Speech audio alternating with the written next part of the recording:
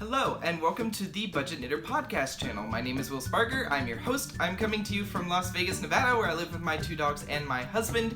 Today, we are going to do the second installment of the questions and answers for the Budget Knitter. A while ago, I had asked several of you viewers to hop into the Ravelry page or to ask me questions in comments of my videos. Just to ask me some questions, but in turn, you had to answer those questions as well, because I wanted to learn more about you guys. So, I've had a few questions, and I thought I would go ahead and answer those for you guys right here. I think it's a really fun way to get to know me. It's a really fun way to get to know you guys. I will leave people's names out of it, just because some people are kind of funky about whether or not they want their names out there on the internet. So I will just do the questions, but I will not give anybody's names. So, let's get started. I don't have that many, so I may elaborate on some of the stuff, but remember, if you ever have a question for me, you can post in the comments of my videos, or you can go to the Ravelry page. There's a thread called Questions for the Budget Knitter, and you can pop over there and ask the question in there as well. So, first one, I was wondering if your husband is a knitter too. Mine isn't, my kids don't either. So no, my husband is not a knitter. He is not a fiber artist. He is supportive insofar as he'll tell me whether something looks good. He doesn't really, I've only ever made him 1 or 2 things. I think I made him a scarf and I made him the blanket that's on our bed. But other than that, the fiber arts are they're not really his thing. So, he's supportive as much as he can be, which is, oh, that looks great, or, to be honest, since I know it's not really a huge interest of his, I don't really tend to talk about it with him, just because, if he's going to be bored, I might as well just go talk to somebody else about it, somebody who's going to enjoy it. And, I don't have a problem with that. He's got his things, I've got my things, and this is one of my things.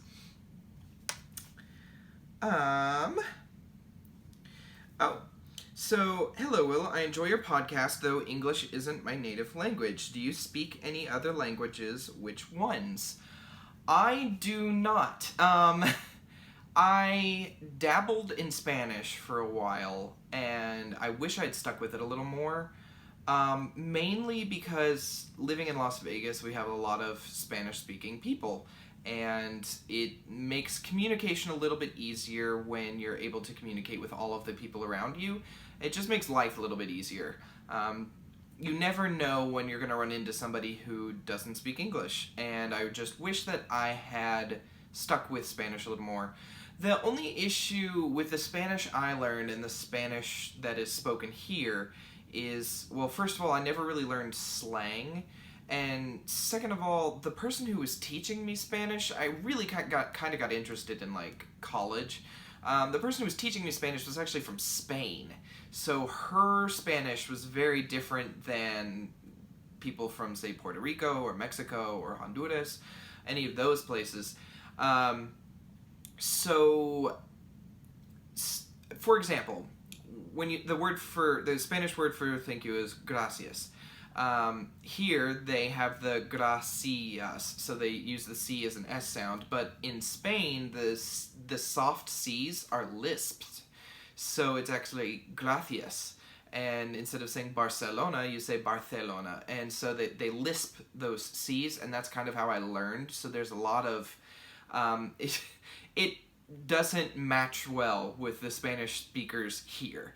So, I do know enough to kind of get by. I worked at a Sears at one point, and of course a lot of the people shopping at that specific Sears, just where it was located, a lot of them were native Spanish speakers. So I was able to do things like your total is, your change is, or this, I could do numbers, and I could do basic directions. But if I wanted to be able to answer a question, I did have to have the other associate who was fluent bilingually. I had to have him translate, and then I could answer in Spanish. But I had trouble translating from hearing it, just because I still speak it. When I am able to speak, it's still really slow. So I'm not fluent in any other languages. But this person said, I am German and I do speak English and French as foreign languages. That's actually really cool. I will say I like the German language. I used to watch when YouTube was really into people posting like storylines of certain characters from TV shows. Like I know a really popular one to post storylines from is Hollyoaks from England, but there was one from Germany that I used to watch all the time, and it was called Verbotene Liebe, which I think means forbidden love or something like that. Let me look that up since I have the Verbotene Liebe. Yeah. Oh, wait. That's not translated. It's set in... Well, the show is set in Dusseldorf, but that's not what I wanted. I wanted to translate it. I knew this at one time. Okay, so it's called Forbidden Love.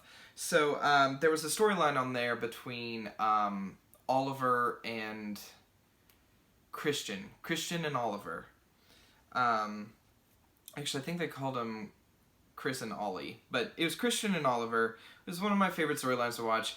I kind of picked up a little bit of German just watching that. The funny thing was I actually met a few people from Germany after I'd watched that for a couple years, and they were like, oh no, that show was awful. But no, that's about as much as I know of the German language. My dad spoke French, and I don't think he does now, but he got very fluent at it in college, and he actually went to France for like 6 weeks, and he said it was a really rewarding experience. But no, in terms of other languages, I am not fluent in any. Have you ever been to any other countries? Sort of. I have never really been outside of the United States, except for once. When I was little, I was 10, we went on a cruise. We went to the Caribbean, and we went to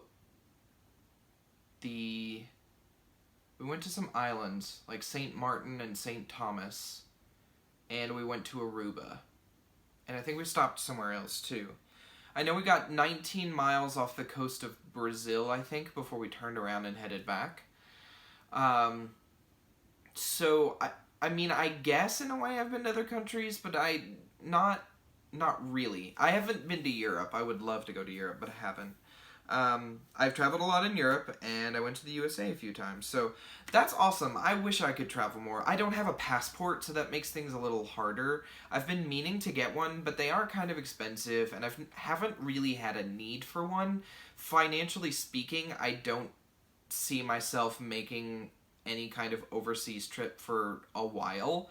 It's not really something that's within my price range at the moment, so because of that, I've never really felt the need for a passport either.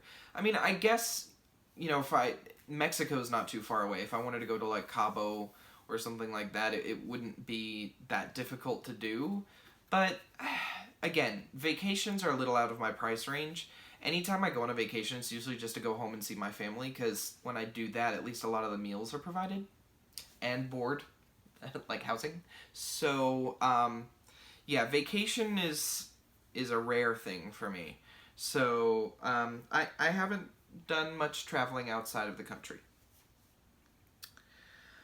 How did you get into knitting? And this person says, as a child I watched my mother and grandmother and wanted to learn the things they were doing, knitting and crochet, so they taught me.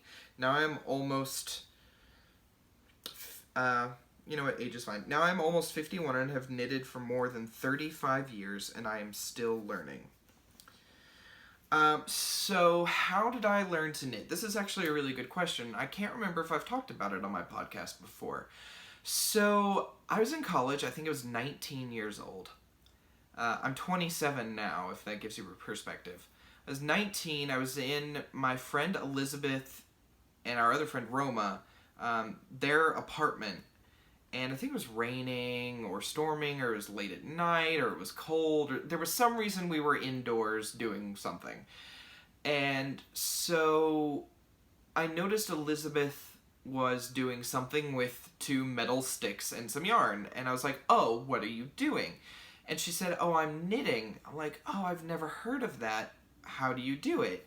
And so she finished knitting her scarf, and she gave me the scraps. And she's like, "Well, here, I will show you how to do this." And she helped me cast on. And then I think she taught me just the knit stitch, just the basic knit stitch.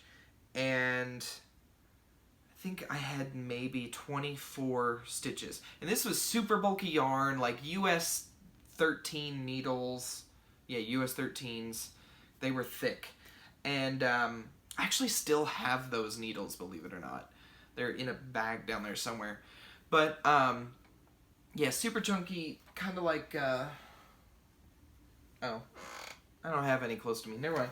Anyway, like a number six yarn. And so she taught me, and I just kind of went to town, and boy, did I mess up. I kept adding stitches. By the time I was done, I had like this weird shape, because it started out here and then kind of like stair-stepped on one end. And I was trying to figure out how to get back to the right number of stitches. Anyway, so that's I just was like, wow, this is really cool. I like this. I can, it's cheap. I can make scarves for Christmas instead of having to buy gifts. I can just, make some hats and scarves. And I kind of took that knitting skill, and she kept the needles, but I went to Walmart and bought my own set of needles and yarn. And I just went to town, and I think at that point, like not too much longer, maybe a month or two later, I just kind of typed in knitting in YouTube, and it popped up with all these different techniques and things you could do and patterns and tutorials, and I was just blown away. So immediately sat down, was like, oh, basic knitting, and then it said purl stitch. I was like, what is a purl stitch? So I typed that in, and I found out that it was basically the opposite of a knit. It'll flip. Anyway, I just started learning from YouTube, learning everything I could, and when I wanted to make a hat, they're like, oh, you use a circular needle. I'm like, oh, okay, I can get a circular needle. Ran to Walmart and got a circular needle. Wait, did I run to Walmart? I think I went somewhere else because Walmart didn't have a circular needle. What did I do? I bought one that was too long. I think that's what it was, and I didn't know what magic loop was at that time. So I couldn't knit a hat on that, but I did keep the needle for something. So then I was kind of looking up, and somebody's like, oh, well, you need a 16-inch cable, and I think I went to another craft store somewhere and picked up one with a 16-inch cable. And basically learned how to make hats, and then I learned how to knit in the round. So I learned how to knit in the round and started making hats, and that's kind of... So my knitting early on was like I would knit for 3-4 months at a time, and then I'd put it away for like the rest of the year, and then as I'm cleaning up or something, I would find my knitting needles again and immediately be re-intrigued with it and start knitting again for 3 or 4 months. And so it was kind of on and off for a while, but I think when I moved here and I still had some of my knitting stuff, even then I only had maybe 3 or 4 different needles. I had like 3 sets of straight needles, maybe 2 circular needles. All I'd ever made was hats and scarves. I had never made anything else. No shawls, no fingerless mitts, nothing like that. And so it was about 6 months after I moved to Vegas, which was 3 years ago, that I kind of picked it back up. And I don't even remember how it spiraled from there. It took off. And now we are where I am. How did I get... I think I had watched a tutorial on the 10-stitch blanket by Stacy at Very Pink Knits. And I kept wanting to work on that, and I realized there were other techniques, and that's when I learned a mitered corner, and I think the 10-stitch blanket was what really got me going. But I had bought the yarn before that, and I can't remember why I had bought the yarn. It has spiraled, and I have... Actually, if I kind of think about it, I haven't really knit that many projects. I mean, I've done a lot of knitting, but I don't have a lot of the things I kept, and I haven't done a lot of different things. Anyway, so that's fun. Let's say. So this question is, what enticed you to want to learn to knit? And this person said, for me, I wanted to learn an old-fashioned art.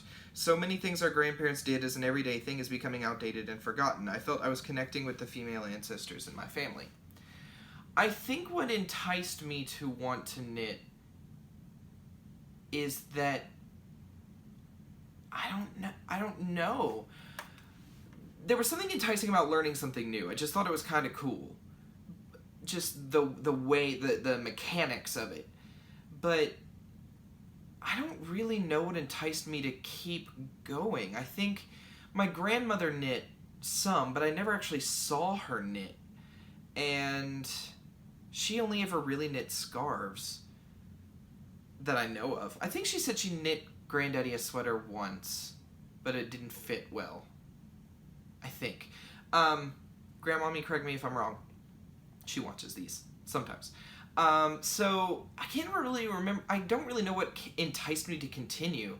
I just know that I liked it. I was good at it, and I guess there were so many new things to learn and so many resources, and so many people were excited to see a young person interested in it.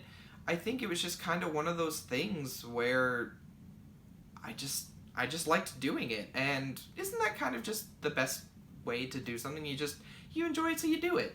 So yeah.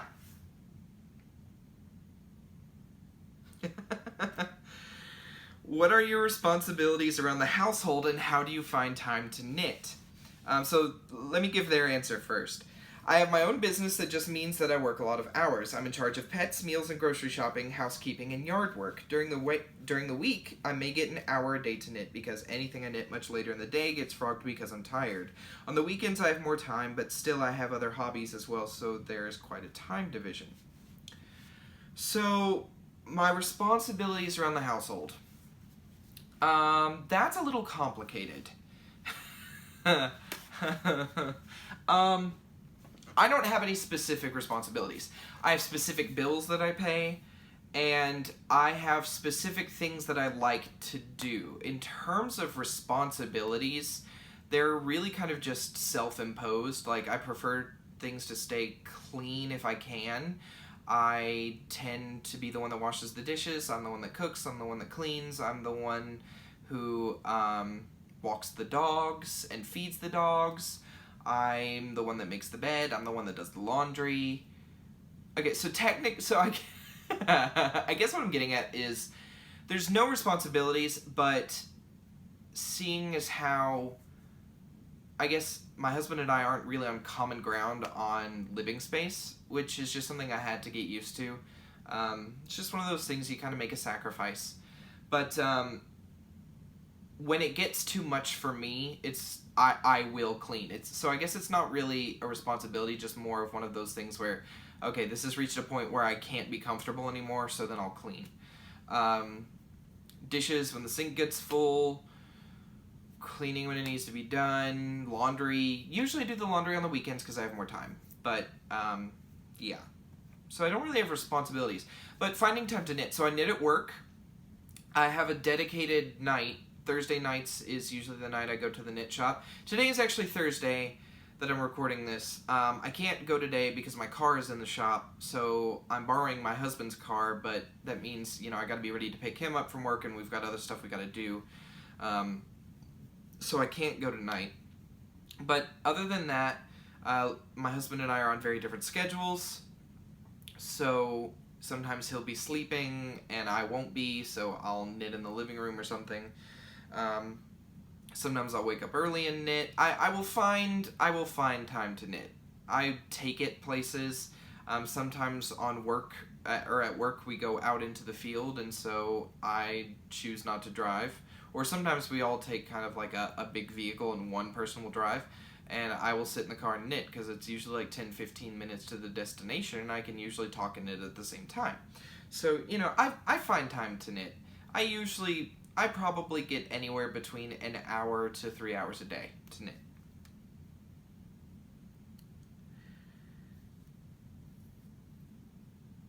So, this question I already answered. How did you learn to knit and crochet? How old were you? I learned from my mother when this person said I learned from my mother when I was about 8. Okay, so how old was I when I learned to knit was 19. So crocheting is a little different, and I'll touch on this. Crocheting I've only done for about a year and a half, or 2. I tried it when I figured out what a crochet hook was, and I couldn't get the hang of chaining. It just didn't make sense. I didn't get where the stitches were, and I think that's just because I was also still so new to knitting. I didn't really know how to read the yarn, or read the stitches. So after I moved to Vegas and I got really interested in knitting and kind of started picking that back up, and I kept running into people who say, I crochet, I crochet, I crochet. I'm like, I've never done that, it doesn't make sense to me, blah, blah, blah. And after about the 15th time that I had told somebody that it just doesn't make sense to me, I was like, okay, well, I have a crochet hook, so maybe it's time to give this another shot. I found just some tutorials on YouTube of somebody kind of my age who explained things really concisely, and I started picking up how to crochet, and she went over, here's how you chain, here's how you single crochet, here's how you half double, double, and triple crochet. And so I practiced all of those things, and then that's kind of when I got into crocheting. And now there are times that I almost prefer it. Like, I don't want to knit a blanket. Don't ask me to knit a blanket. I will crochet you a blanket, because it goes faster. But I will not knit you a blanket, because that takes way too long. So yeah, I would say I was about 25 when I learned to crochet. Where did you grow up? This person lives in New York City and still lives there. So I grew up in a very small town called Bloomfield, Kentucky. But before that, I'd been kind of a couple places. So I was born in Louisville, Kentucky. I lived there for 2 years. Of course, I don't remember that. And then we moved to Shelbyville, where my sister was born in '93. And we lived in Shelbyville, Kentucky until ready to start my kindergarten, so from 3 to 5. And I have a few memories of living there. I remember when they were looking at the house, I think there was a pair of scissors stuck in the wall. I think I remember that vaguely. I remember that I had an upstairs bedroom that was blue, and I think I had my own bathroom. And my parents' room was across the hall. We might have had 3 bedrooms upstairs. I can't remember if we had an attic. I know we had a relatively big dining area and living room, and a decent-sized kitchen. The funny thing is, when you're 3 to 5, everything looks huge. I remember falling down the stairs, and I remember we had a swing set in the backyard. I remember my dad and I flying a kite there, and I let go of the kite. It flew over the house and landed in the neighbor's bush. Yeah. That's about all I remember from that house. I remember having a babysitter, and I remember being little and hiding in the closet because I had an accident, and I didn't want my babysitter to find me. So, I was there until I was 5, and then we moved to Bloomfield, where I grew up, essentially. And Bloomfield's a very small town. When I left, it was about 872 people. I think it's up to about 1,500 now.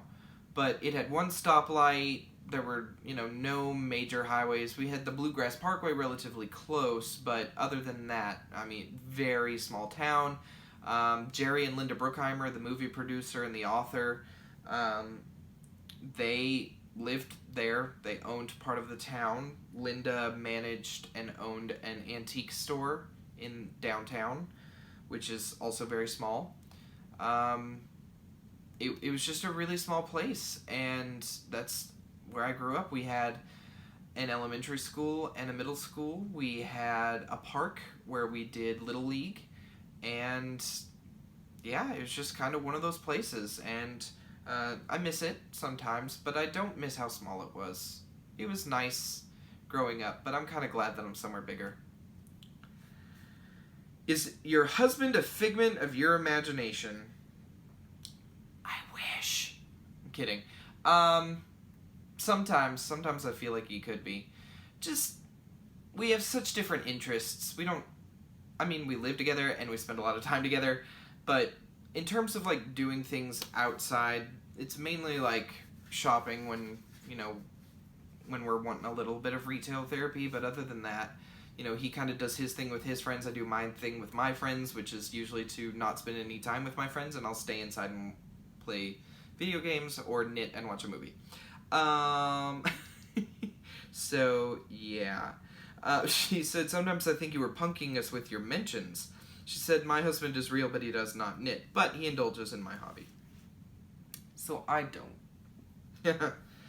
He's not a figment. He's real. Sometimes. Okay. This has several. Now that you've inherited all this yarn, are you planning projects for everything or just going to take it as it comes? That's a good question. I have not been planning what all of this yarn is going to do because, to be honest, I have so much of it I haven't really gotten to look at everything. I mean, I know it's there and I've looked at the labels here and there, but I'm still not completely aware of what I have, and so that kind of plays into planning. I haven't really been able to plan. I kind of just knit as it comes. I'll see a pattern, I'll be like, okay, I have that weight of yarn, clearly. And then I'll just kind of pick something to go with. I'll try to find a color I like, or maybe a color that I have a lot of. I'm trying to knit the stash down a bit. So if I can find something to use the yarn, I will.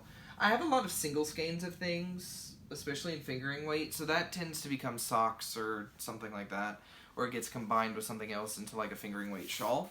But for the worsted and the different stuff I have going down there,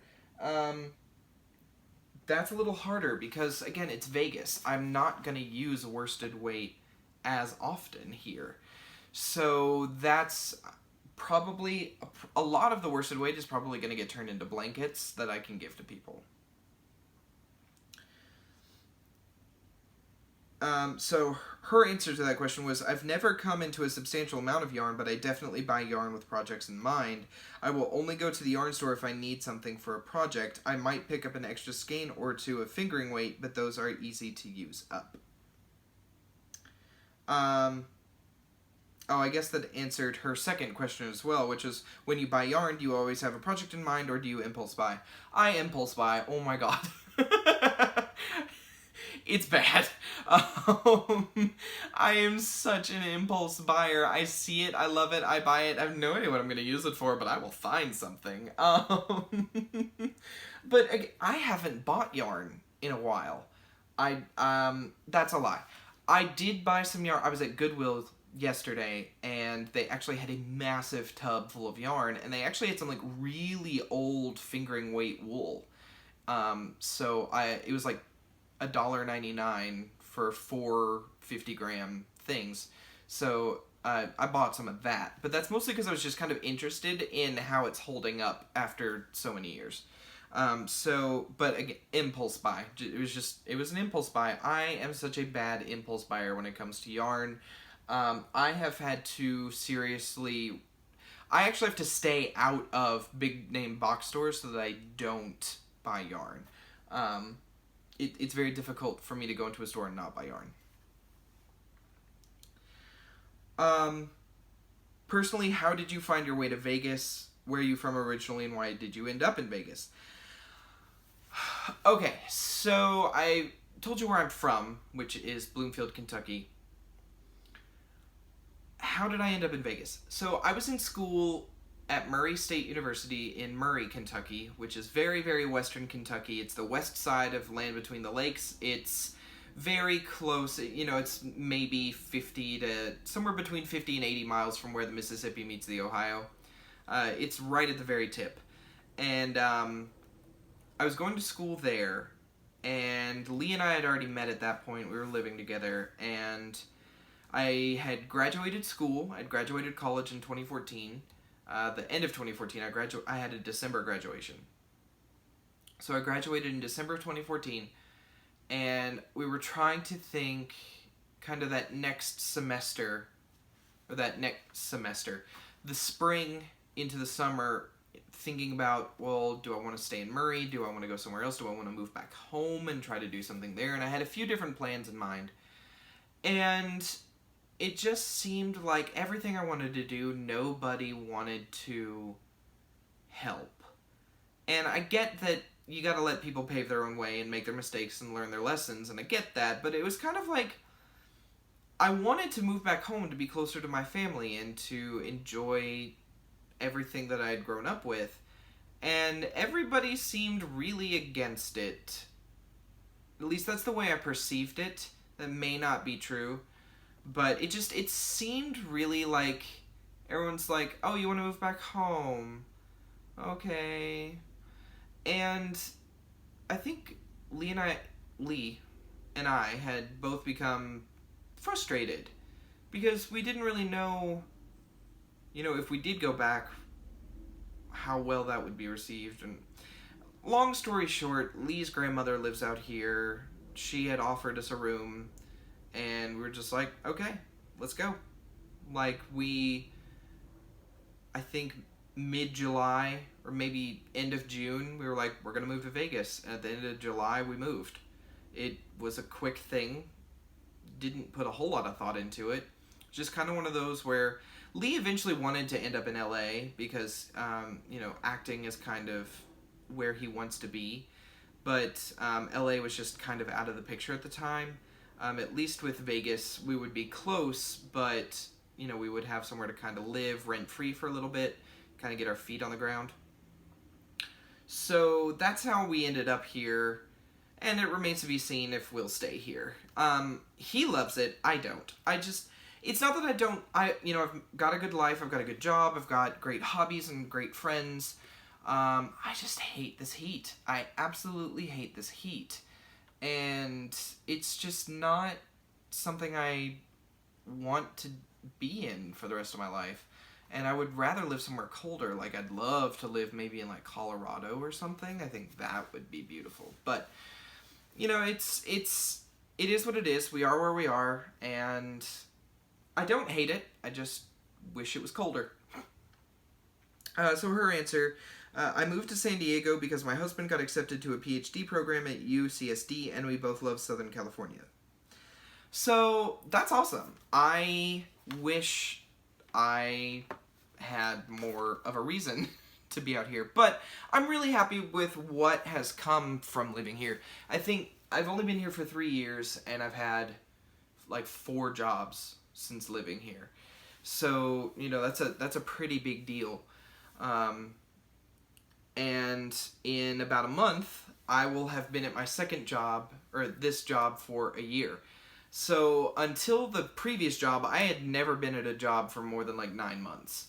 So at my previous job, when I hit 1 year, I think I hit 1 year on July 17th, and then on July 28th, I started this job. So on July 28th will be 1 year at this job, and the great thing about this job is I have absolutely no intention of leaving. I think there's a lot of great things going on. I'm comfortable there. There's a lot of really cool opportunities coming up. So I'm happy to stick with it. I'm actually really excited about the future at this job. So, yeah. Anyway, so that's all the questions I have for you today. I know I talked for a really long time, but I thought you guys might like to get to know me a little bit better. So if you have any other questions, please feel free to pop over into that Questions for the Budget Knitter thread in the Ravelry group, which is the Budget Knitter podcast. You can search that in Ravelry. And just go to that Questions for the Budget Knitter, type in your question, but you do have to answer the question you ask. So, but again, I'm not going to read your name on the video or anything like that. So, I hope you enjoyed this. If you don't use Ravelry or anything like that, you're more than welcome to leave a comment on any of my videos. I'm trying to work on actually compiling some of them, but I know that those are usually specific to the video. Anyway, so I just really want to thank you for joining me. I hope you learned a little bit more about me, and I hope that you look forward to spending more time with me in the future. I am going to go walk my dogs, so I will see you all again very soon here on the Budget Knitter podcast channel. Bye.